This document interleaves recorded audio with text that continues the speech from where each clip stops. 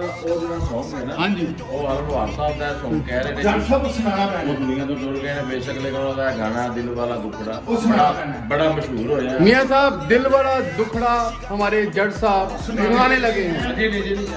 नहीं नहीं जी हाले की नहीं जट साहब मैं एक मिनट में नहीं ए लाइव चल रही है लाइव चल रही है नहीं लाइव चल रही है लाइव नहीं जट साहब एवं नहीं जट साहब पूरे जट बनो पूरा हाँ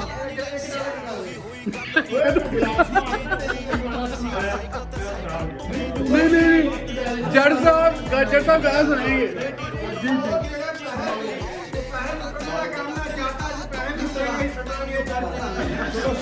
चलो जट साहब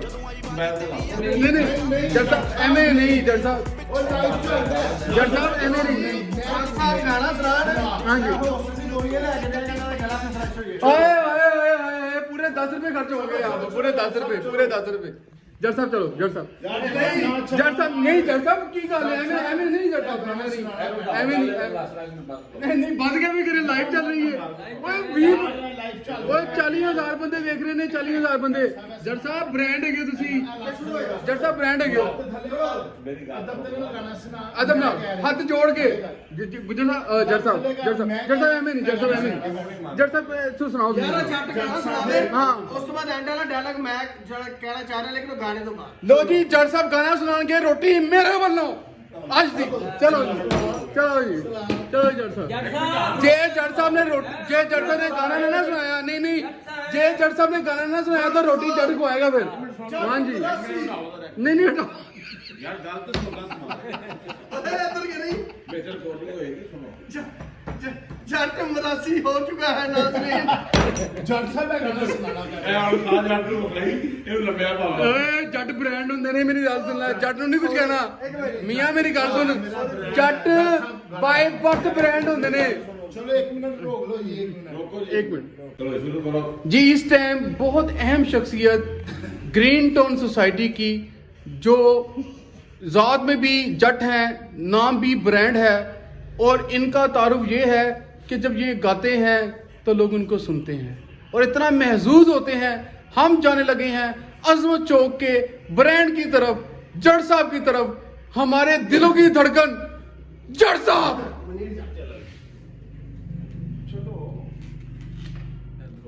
इधर हो जी ਸਾਰਾ बताए ना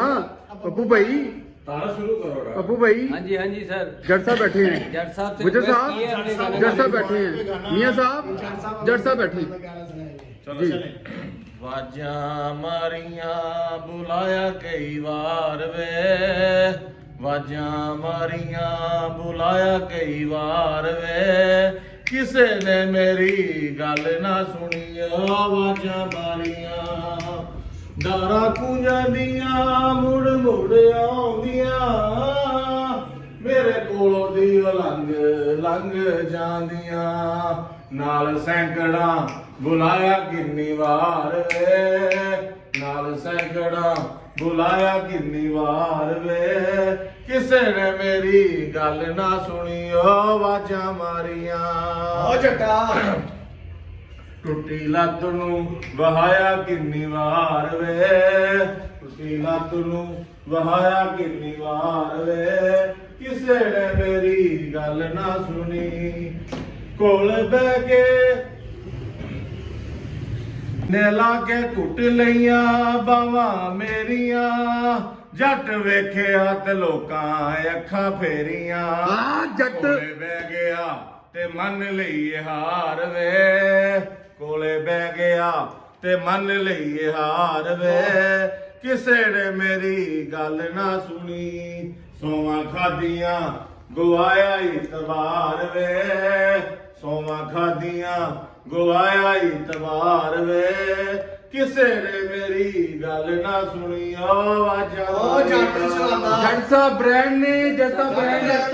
यार ये इतना सुरीला गाना जट साहब ने सुनाया है इसके ऊपर एक दफा हम सब मिलके कहें जट साहब जिंदाबाद कायदे आजम पाइंदाबाद पाकिस्तान जिंदाबाद ਕਹਿੰਦਾ ਮੈਨੂੰ ਲਾਰ ਲਾ ਕੇ ਜਾ